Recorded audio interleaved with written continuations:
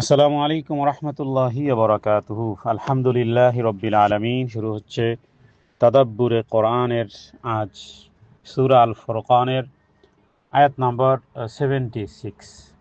ইনশাআল্লাহ বিইذনিল্লাহ, আমা তৌফিকি ইল্লা বিল্লাহ।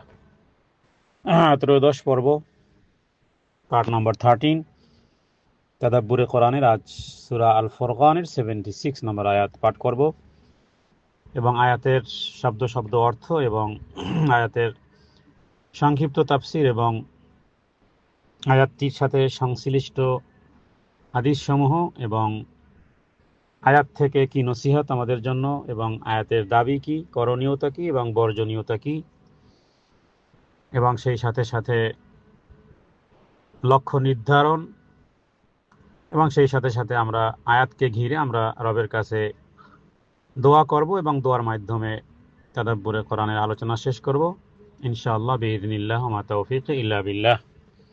أعوذ بالله من الشيطان الرجيم.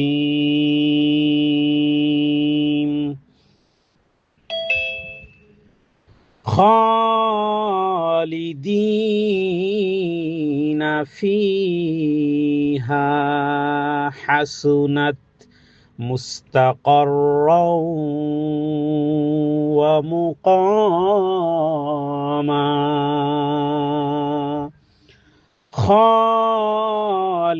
خالدين فيها حسنت مستقرا ومقاما.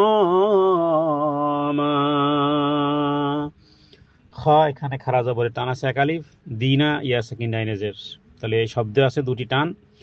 ফিহা এখানেও আছে দুটি টান, ফি ইয়া সাকিন ডাইনেজের, হা আলিফ সাকিন ডাইনে জবর। হাসুনাত এটি কোনো টান নেই, হরকতের উচ্চারণ তাড়াতাড়ি করতে হবে। মুস্তাকর রং, মুস্তাকর কফ পর্যন্ত হরকত তাড়াতাড়ি পড়তে হবে। রং এটা হলো এদগমে বাগুন্না, তানবিনের পরে অ এসেছে, ইয়া মিম ওয়া নুনের চারটা অক্ষরের ওয়াও এসেছে। আর ওয়া মুকামা, ক এটা আলিফ সাকিন ডাইনে জবর, মাও আলিফ সাকিন ডাইনে জবর, এই হলো টান। এবার আসি আমরা অর্থ। এর অর্থ হলো পূর্বের আয়াতের সাথে আল্লাহ তাআলা ইবাদুর রহমান যারা হবে, যারা দুনিয়ার জীবনে আল্লাহর ভয়ে বিভিন্ন জিনিস ত্যাগ করবে, আবার কিছু কাজ করবে, আল্লাহ তাআলা তাদের জন্য জান্নাতকে সাজিয়েছেন নিজ হাতে। আর সেই জান্নাতের বর্ণনা দিচ্ছেন যে বান্দা দুনিয়ার জীবদ্দশায় এই কষ্ট করবে, এই ক্লেশ করবে, এই করণীয়তা, এই বর্জনীয়তা, এই ত্যাগ আর এই তিতিক্ষা করবে। দেখো আমিও তোমাদের সেই কর্মের সাথে ওয়াদাও দিয়েছি যে কোন জান্নাত সাজাবো, কিভাবে জান্নাত সাজাবো। আমরা 75 নম্বর আয়াতে গতকালকে জেনেছি যে আল্লাহ তাআলা গুরফ, গুরফ আল্লাহ তাআলা ওই কামরা, ওই প্রাসাদ সাজাবেন যা শুধু উপরের দিকে অবস্থিত। আর এর পরের 76 নম্বর আয়াতে আল্লাহ তাআলা বলেছেন যে এটা এমন নয় যে 100 ইয়ার্সের কন্ট্রাক্ট, অথবা কোনো একদিন বের করে দিবেন না, কোনো দিন বের করবে না। জান্নাতে যে প্রবেশ করবে খালিদিনা, এটা এটা এটা হলো সবচেয়ে বড় বিষয়। হ্যাঁ, মানুষের ভিসার অ্যানুয়াল হয়, পাসপোর্ট অ্যানুয়াল হয় ইত্যাদি, কখনো কখনো যদি ওভার এক্সপায়ার হয় তাহলে সেই ক্ষেত্রে প্রতিবন্ধকতার শিকার হয়। তো আমার একটা আতঙ্ক থাকে যে এটা আমার, হ্যাঁ, সেটা নিজের লাইসেন্স হোক, গাড়ির লাইসেন্স হোক, যেটা ইন্স্যুরেন্স হোক, বহু ধরনের একটা লিমিটেশন থাকে। কিন্তু আল্লাহ তাআলা আগেই উল্লেখ করেছেন খালিদিনা ফিহা, সেখানে তারা চিরকাল থাকবে। হাসুনাত মুস্তাকাররান ওয়া মুকামান, এই শব্দগুলোর দৃঢ়তা আরো অনেক বেশি। খালিদিন মানে চিরস্থায়ী, চিরকাল থাকবে। ফিহা সেথায়, কোথায়? সেই জান্নাতে, সেই উঁচু উঁচু কামরা বিশিষ্ট জান্নাতে। হাসুনাত আল্লাহ নিজেই বলতেছেন কতই না উত্তম। সুবহানাল্লাহ, এটা মানুষের বর্ণনা নয়, আল্লাহ বলতেছেন, আল্লাহর দৃষ্টিতে আল্লাহ বলতেন কতই না উত্তম, কতই না উত্তম। হাসুন, হাসান শব্দের অর্থ হলো সুন্দর, হাসুনাত কতই না সুন্দর। সেই সেই জায়গাগুলো কতই না সুন্দর, আল্লাহ তাআলা বলতেছেন হাসুনাত কতই না উত্তম, কতই না সুন্দর। মুস্তাকাররান, মুস্তাকাররান বলা হয় যেটা স্থায়ী নিবাস, যেটা স্থায়ী নিবাস, যেখান থেকে কেউ উচ্ছেদ করবে না, উচ্ছেদের ভয় নেই, স্থানান্তরিত হওয়ার ভয় নেই, সেখান থেকে ঠেলে দেওয়ার কেউ নেই। স্থায়ী নিবাস, বসবাসের স্থান।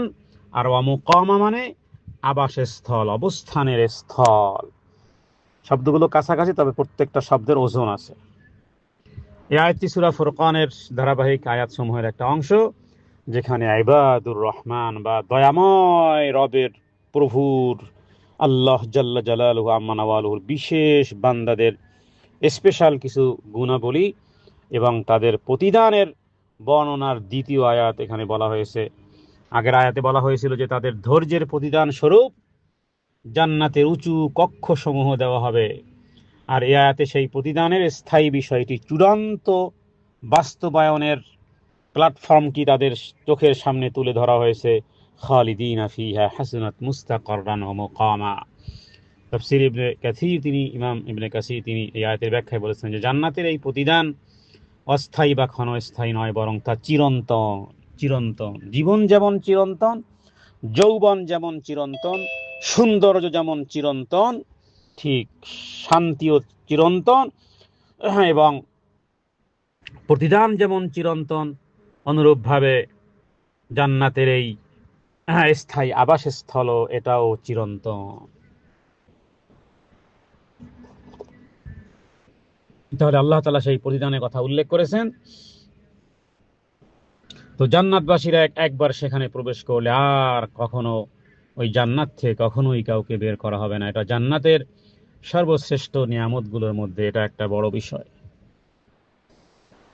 এবং মুস্তাকাররান ওয়া মুকামান, স্থায়ী নিবাস এবং আবাসস্থলে, শব্দ দুটির দ্বারা মূলত আল্লাহ তাআলা এই নিয়ামতের পূর্ণতা বুঝিয়েছেন, নিয়ামতের পূর্ণতা বোঝানো হয়েছে। অর্থাৎ এটি শুধু বসবাসের স্থানই নয়, বরং এমন একটি স্থান যা থেকে আর কোথাও স্থানান্তরিত হবে না। এটা মানুষের সকল আকাঙ্ক্ষা এবং আরামের চূড়ান্ত পরিণতি। চূড়ান্ত পরিণতি। মানুষ ইউরোপে সেটেল হতে চায় কেন? যে সেখান থেকে সহজে বের করবে না। সেখানে মানবিক কিছু বিষয়গুলো পাওয়া যাবে, যার কারণে অনিচ্ছা সত্ত্বেও, অপছন্দনীয়তা থাকা সত্ত্বেও সেখানে সেটেল হওয়ার চিন্তা ভাবনা করে, কারণ সহজে বের করে দিবে না। কিন্তু নিজের দেশেই থাকার উপায় নেই, অথবা অন্যান্য দেশগুলোতে ওভাবে করে থাকার সুযোগ থাকে না। তো এটা আল্লাহ তাআলার পক্ষ থেকে বলা যায় যে মানুষের সমস্ত আকাঙ্ক্ষা এবং আরামের একটা চূড়ান্ত পরিণতির কথা আল্লাহ এখানে উল্লেখ করেছেন। খালিদিনা ফিহা, সেখানে তারা চিরকাল থাকবে। এই অংশটিও গুরুত্বপূর্ণ, কারণ দুনিয়ার জীবনের সবচেয়ে বড় সমস্যা হলো এটা ক্ষণস্থায়িত্ব। এই আছে এই নেই, এই সৌন্দর্য আছে এই শেষ হয়ে গেছে, এই টাকা পয়সা আছে এই ধ্বংস হয়ে গেছে, এই আগুন লেগেছে, কখন যে কি হয়ে যায়। তার মানে দুনিয়ার সবকিছুই ক্ষণস্থায়িত্ব। সুতরাং মানুষ তার কষ্ট বা সুখ কোনোটাই স্থায়ীভাবে উপভোগ করতে পারে না। কিন্তু জান্নাতে মুমিনরা যে সুখ আর যে আনন্দ উপভোগ করবে সেটা দুনিয়ার মতো ক্ষণস্থায়ী নয়, সেটা চিরন্তন। এটি তাদেরকে সকল দুশ্চিন্তা এবং কষ্টের ভয় থেকে মুক্ত করবে। যখন শুনবে বলা হচ্ছে খালিদিনা ফিহা হাসুনাত মুস্তাকাররা ওয়া মুকামা, এটি হয়তো বুঝে আসবে না আয়াতটি ছোট্ট, এটা যে কত বড় উপহার, কত বড় উপঢৌকন জান্নাতীরা যখন শুনবে এভাবে করে এলান দেওয়া হয়েছে। আনন্দের আনন্দের ঢেউ তাদের হৃদয়ে খেলবে, কারণ এই আয়াতটি জান্নাতের শ্রেষ্ঠত্ব বোঝানোর জন্য যথেষ্ট। কারণ এটা এমন একটি স্থান যেখানে কোনো প্রকার কষ্ট নেই, দুঃখ নেই, মৃত্যু নেই, অবসানের ভয় নেই। যৌবন ঢলবে না, রূপ ঢলবে না, কাপড় পুরাতন হবে না। দুনিয়ার জীবদ্দশা এর কোনো বাস্তবায়ন কল্পনা করা যায়? কারো কারো টাকা পয়সা হয়েছে এমন বয়সে যখন শারীরিক শক্তি নিঃশেষ হয়ে গেছে। যে বয়সে শরীরের সুখ ছিল সে বয়সে হয়তো পকেটে টাকা ছিল না। যে বয়সে টাকা পয়সা ঘর বাড়ি হয়েছে সে বয়সে ঠিকমতো ঘুম আসে না। সেই বয়সে রোগের কারণে কাতরাতে হয়। দুনিয়ায় এটা মিলে তো ওটা মিলে না, ওটা মিলে তো এটা মিলে না। সুতরাং এই আয়াতটি আগের পুরস্কারের ধারাবাহিকতা এবং জান্নাতের কক্ষগুলো যে শুধু সুন্দর তাই নয়, বরং তা স্থায়ী, আর এই স্থানটি হবে সম্মানজনক, আরামদায়ক, সমস্ত প্রকার কষ্ট মুক্ত। হাসুনাত মুস্তাকাররা ওয়া মুকামা, কতই না উত্তম জান্নাতের সৌন্দর্য এবং শ্রেষ্ঠত্বের চূড়ান্ত বর্ণনা করা হয়েছে। খালিদিনা ফিহা হাসুনাত মুস্তাকাররাও ওয়া মুকামা।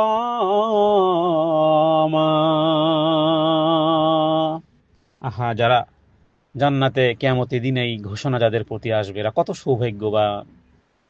আল্লাহ যেন আমাদেরকে ওই সৌভাগ্যশালীদের অন্তর্ভুক্ত করেন।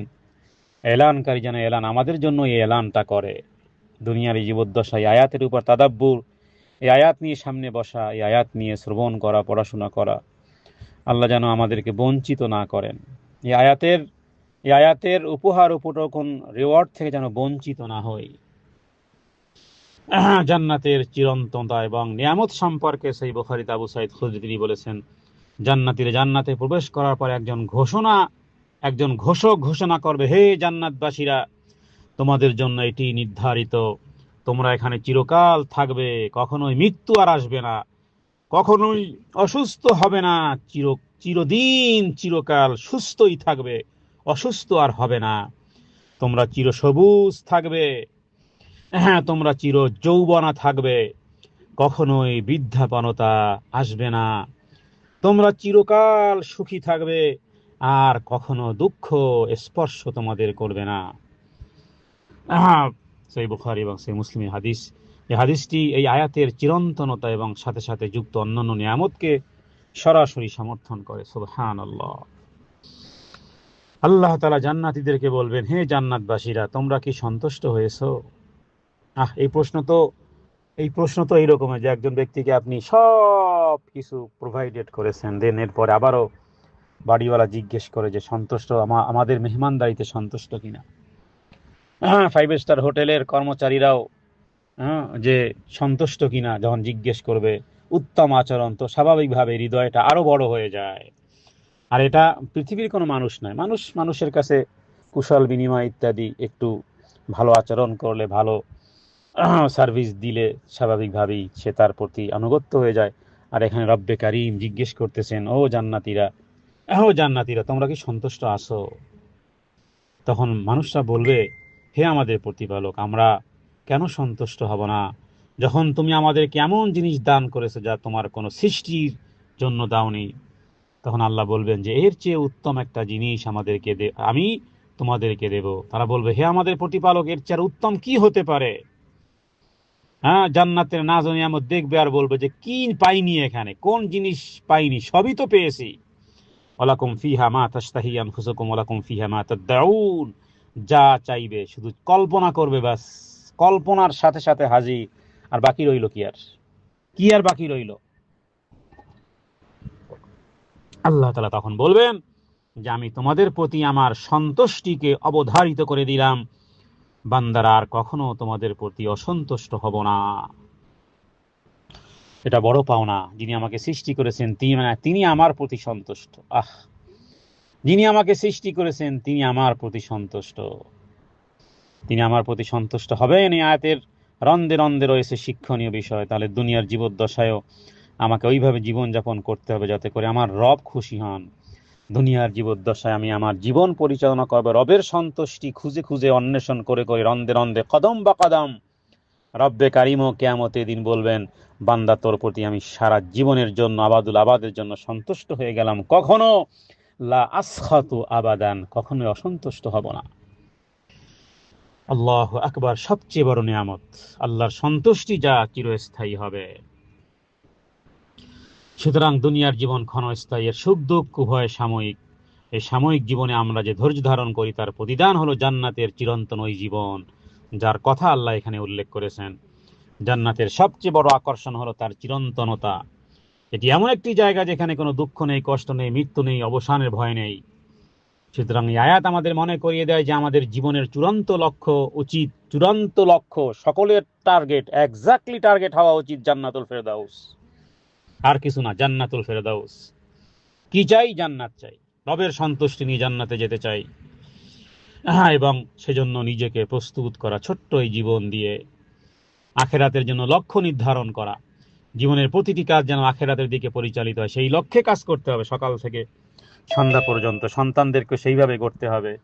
মানুষের সাথে কথোপকথন সেইভাবে হতে হবে, ধৈর্যশীল হতে হবে। দুনিয়ার কঠিন পরীক্ষাগুলোতে ধৈর্য ধারণ করা, হাহুতাশ করে কিছু হয় না। কেউ মনে করেন গর্তের মধ্যে পড়ে গেছে, কেন পড়লাম কেন পড়লাম কেন পড়লাম, চিৎকার চিল্লা চিল্লি করে লাভ নেই। বরং বাঁশের ব্যবস্থা করো, লাঠির ব্যবস্থা করো, সেই যে কি বলে, রশির ব্যবস্থা করো, উত্তরণের উপায় বের করো। উত্তরণের উপায় তো উত্তরণের উপায় হলো কি? রবের কাছে সেজদায় অবনত হও, ইস্তাইনু বিস-সাবরি ওয়াস-সালাহ। রবের কাছে বলো, দুহাত প্রসারিত করে বলো। হ্যাঁ, আমরা টেনশন উল্লেখ করি, কিন্তু কখনো আমরা ফজরের সালাতে বা কখনো ঘুম থেকে রাতে জাগ্রত হই কেন ইবাদতে শামিল হই না? যদি এতই বেশি টেনশন থাকে, ডিপ্রেশন যদি এতই বেশি হয়, তো রাত কেন আমাকে জাগ্রত করে না? সুতরাং জান্নাতের জন্য রবের কাছে দোয়াও চাইতে হবে। রবের কাছে নবীজি বলেছেন, জান্নাত চাইলে জান্নাতুল ফেরদাউস চাও। আর যে বিষয়গুলো বর্জনীয়, সেগুলো দুনিয়ার প্রতি অতি আসক্তি, দুনিয়ার ক্ষণস্থায়ী সুখের পিছনে ছুটে আখেরাত যেন না ভুলে যাই, জীবনের কঠিন পরিস্থিতিতে যেন অস্থির হয়ে যেন না পড়ি, হ্যাঁ, ধৈর্যের যেন অভাব না থাকে। কারণ ইসলামে কোনো ডিপ্রেশন নাই, ইসলামে কোনো লস প্রজেক্ট নাই, মুমিনদের জন্য কোনো লস প্রজেক্ট নেই। এটা দিল আর দিমাগে, মাইন্ডে সেট আপ রাখতে হবে। যা কিছু হচ্ছে তকদিরের ফায়সালা, রব সন্তুষ্ট আছে। তুমি যদি সন্তুষ্ট হও এবার এর উপরে, আমিও সন্তুষ্ট আছি। এবং আল্লাহর রহমত থেকে কখনো নিরাশ হওয়া যাবে না। পাপের কারণে হতাশ না হয়ে আল্লাহর রহমতের দিকে তাকিয়ে থাকতে হবে। রবের কাছে আমরা দোয়া করি, আল্লাহুম্মা ইন্নী আসআলুকাল জান্নাতা ওয়া আউযু বিকা মিনান নার। এই দোয়া যারা 3 বার সকাল বিকাল যারা করবে, স্বয়ং স্বয়ং জান্নাত রবের কাছে দোয়া করে, হে রব তাকে আমার মধ্যে প্রবেশ করাও। আর জাহান্নাম বলে, হে রব আমার থেকে যেহেতু পানাহ চেয়েছে, তাকে আমার থেকে দূরে রাখো। দোয়া কত ছোট্ট দোয়া, ফজিলত কত ব্যাপক, কিন্তু সমস্যা হলো শয়তান আমাদেরকে ভুলিয়ে দেয়। ওয়াজআলনা মিনাল খালিদিনা ফিহা হাসুনাত মুস্তাকাররাও ওয়া মুকামা। হে আল্লাহ, তোমার কাছে জান্নাত চাই এবং জাহান্নামের আগুন থেকে পানাহ চাই, আশ্রয় চাই। আর আমাদের সেই সমস্ত লোকদের অন্তর্ভুক্ত করো যারা সেখানে চিরকাল থাকবে, যেই নিবাস এবং আবাসস্থল হিসেবে কতই না উত্তম হিসেবে তুমি কোরআনুল কারিমে তুমি বর্ণনা করেছো। সেই উত্তম আবাসস্থলের মালিক যেন হতে পারি, যেন বঞ্চিত না হয়। হে রব্বে কারিম, তুমি আমাদের এই হৃদয়ের এই আরাধনাকে তুমি কবুল করো, মঞ্জুর করো। হাদা মিন্নি ওয়াল ইলমু ইনদাল্লাহ। আল্লাহু আ'লাম বিস-সাওয়াব। সাল্লাল্লাহু আলা সাইয়্যিদিনা মুহাম্মাদিন নবিয়্যিল উম্মি ওয়া আলিহি ওয়া সাল্লাম। আসসালামু আলাইকুম ওয়া রাহমাতুল্লাহি ওয়া বারাকাতুহু।